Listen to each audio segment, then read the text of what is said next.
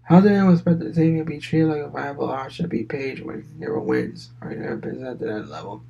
It's all for now. It's Page 1, and the real purpose for Simon revealed his hey as John Moxley. We are Utah. Calling Casablanca made the way to the ring. Moxley cut a promo at Hangman. Dark Order Page took exception. The former world champ formally challenged Page with Texas Deathmatch at Revolution. So basically, Page and Moxley will be a damn good potential show stealer. The question in my book, where Sabian's willing to be beaten down, dropped down the match. Yes, it probably not, but the stream is counter work or will not point of this anyway. So yeah. Recently, Ruby Soho found itself stuck in a middle of a war between outsiders and the homegrown AEW stars. The Wednesday night Dynamite main event, he was quite literally the position as he battled Tony Storm, not the bigger in a three-way dance. And then Champagne main event Salt Lake interference that Serena backfires in a moment. In a lead part of the store winning, but rather provided traction and allowed Soho to get pinned out of the man victorious. Soho finds out in the middle of the match. Zane and Hater and Vega's friend Syria, her latest called the question, show out the air. So yeah, it was damn fun. It was honestly fun to see Soho picked in her win on television. It was a long time. She felt like a talent who went over, really good in the ring, but could not secure constant victories or build momentum. So now she has questioned where is her room for growth that she has created upon. The story started to come back around to Serena Baker once more. I don't know, that is the highlights to Dynamite. Alright, Rampage highlights, quick highlights. You know, there are some moments in Rampage. The one that stand out was the return of Keith Lee after the post-match. And then there was Rampage with... there was Rampage. Oh yeah, the House of Black after the Elite's match. That's standing out as well. So that's the thoughts of Rampage. It was a great show for Rampage and some. But let's go to the SmackDown highlights that I highlighted. Ronda Rousey returned to Survivor Circle for his time since loser of SmackDown Women's Championship. For Shayna Baszler to battle Shotzi and Natalya. Night Show's opening contest. A red hot start by Faye go a long way to Rousey. Baszler isolating Shotzi the Aussie battles follow a neat great separation. Made a tag to home country hero Natalya. Baszler halted the Queen of Hearts role, leaving Rousey to tap out Shotzi out with the armbar. So, one thing is abundantly clear early, Rousey will excel at point of career as a tag team wrestler. Why not face a task carrying the match? She explored the bout, hit her signature stuff. More on the season has led to shoulder the majority of the work. Is a format that worked here, Frank led to a better match than we had accustomed to the best women on the planet over last year. Shotzi signed early, drawing Ratchet, heading to the break, and Natalya was clear a fan favorite. They did everything they needed to help present the heels as a legitimate threat in the tag team division that needed stars and renewed focus. We got Hit Rose top dot, Ashley Adonis, and B-Fab perform in-ring rap before resulted in Montreal during the chorus of boos. Lights went out when they came back. It was Aaron was cloaked in blue. Bray Wyatt and alcoholic stood on the apron. See the lady waist in the heel faction. Wyatt grabbed the microphone. This is a challenge to the winner of Brock Lesnar versus Bobby Lashley match Saturday Night Elimination Chamber. And with that, Triple H's career team took with him in a throwaway segment and made newsworthy and to the world that wrestling plans one of the most over acts on the roster. Wyatt versus Lashley will be a first matchup, and one will figure the year World versus Lesnar will be a high-profile match. Well, there's more to that. I'll already tell you after the news. Mm-hmm. So if this direction the company heads, it will be a head state for Triple H that values Wyatt in a great position in the past Saturday. So yeah. So Drew McIntyre and Sheamus battled the Viking Raiders night match. This was a culmination of weeks-long feud to begin with Ed Carter Vigar targeting the former WWE champion on multiple occasions. even costing him a shot at the undisputed WWE Tag Team Championship. It was the Raiders' inability to sustain offense and benefit for interference manager Valhalla that cost them the win. So late our delivered mid-road splash of McIntyre should prove the conclusion. Instead, the Scottish were kicked out. Moments later, recovered Chance broke up the tent, Ragnarok, and McIntyre mustered up and delivered Claymore to Eric for the win. This was a good, hard-hitting tag team match that suckered fans to think that Roman Reigns might actually win. More than one occasion, the babyfaces in the matches lined up going to win, which is probably the outcome. The outcome, Eric and Ivar looked like equals a genuine main event opposition, which will benefit in the long run. If Triple H and Randy can find something key to feature consistently. In the preview of Sunday Women's Elimination Chamber match, the former champion and Oscar battled Liv Morgan 1-on-1. The match itself was wholly contested. Connor reversed each other's signature offense. Fortune was outshined by the appearance of Raquel Rodriguez. Carmella and the Karate Italian ringside.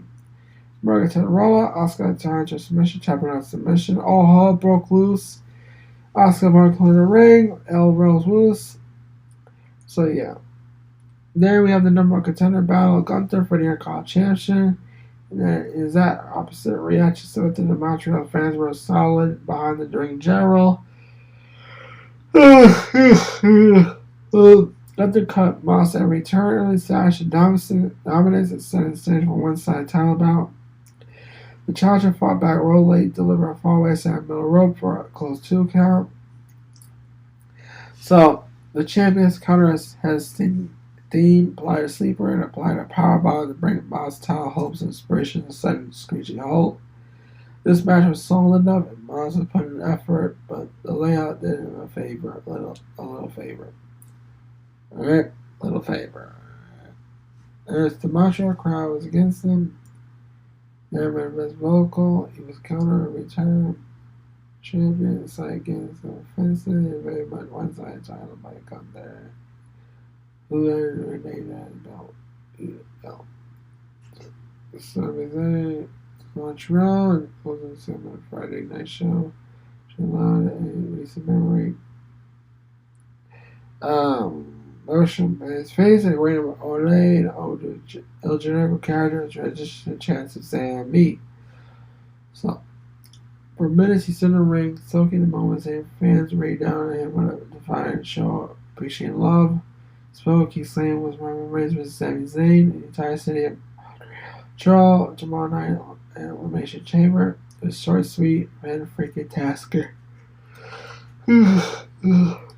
In the era which deserved round thrown around, Zayn's emptiness has deserved the moment here Saturday night.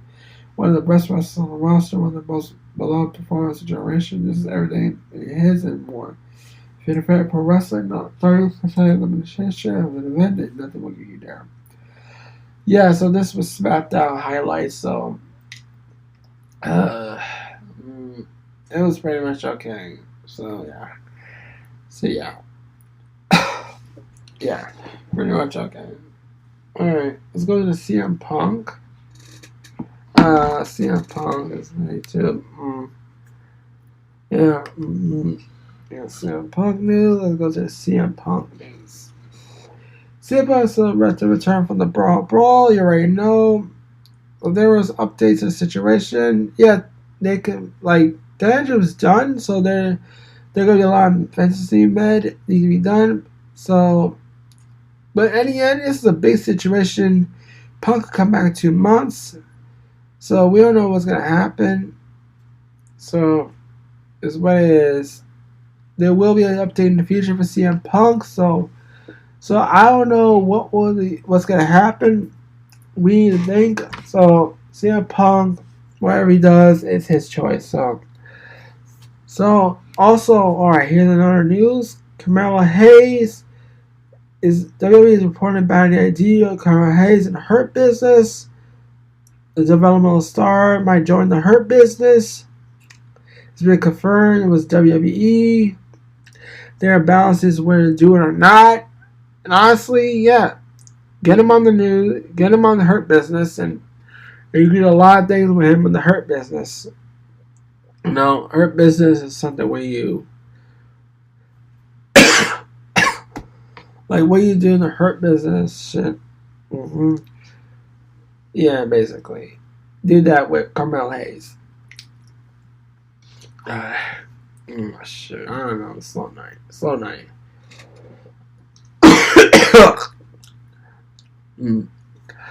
Alright. No news. WWE reportedly prioritized a major free agent play. WWE reported an attempt to bring in a major free agent who's not Jay White. Jay White's injury contract was reportedly be up a few weeks ago, but since Mason lose a usually Japan match and now scheduled to face Kingston this weekend and losing the New Japan match, of course, with Jay White being a former IWGP heavyweight champion, top stars in New Japan has been a lot of speculation. Was Bush end up next? Will show me AEW or WWE soon, but an update from Meltzer.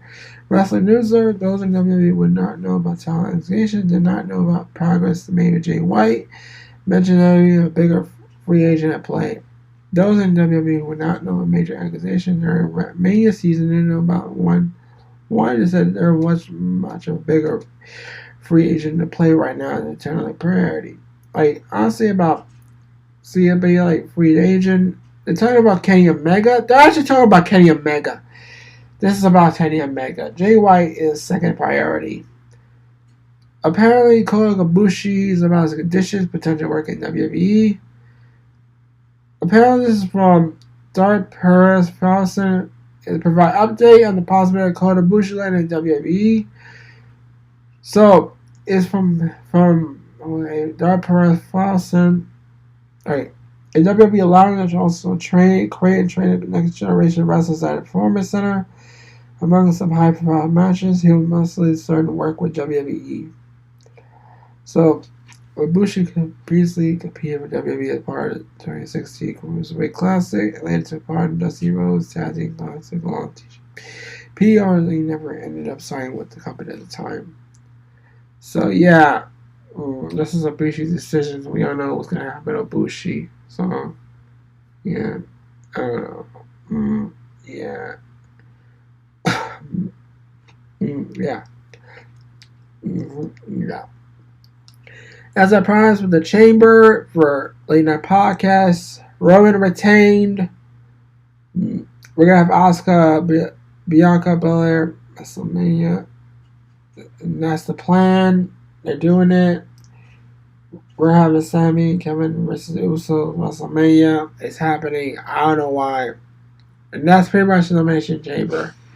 It's a Snoresville, so yeah. This is AgostoAllElite Podcast. I'll see y'all next Saturday. Bye.